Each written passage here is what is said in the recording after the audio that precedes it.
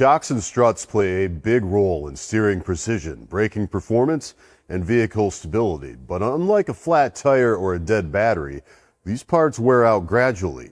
Exactly when and how much they wear depends on factors like road conditions, driving style, and vehicle load. So let's take a look at some of the signs of worn shocks and struts. A vehicle with worn struts will exhibit uneven weight distribution during braking, which can cause the tires to lose traction. Also, the vehicle may experience more pronounced nose diving, in which the front end dips significantly during braking, unsettling the vehicle's balance and control. Worn struts can lead to excessive weight transfer to the front wheels, causing the rear tires to lift slightly off the ground, reducing their braking effectiveness.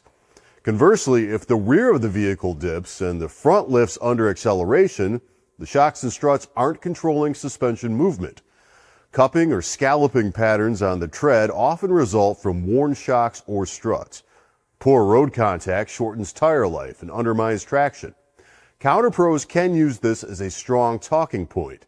New shocks help protect a customer's investment in tires.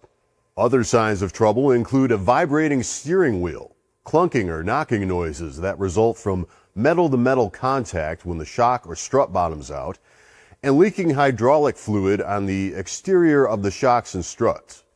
A good reminder for customers is that shocks and struts should be inspected around 50,000 miles.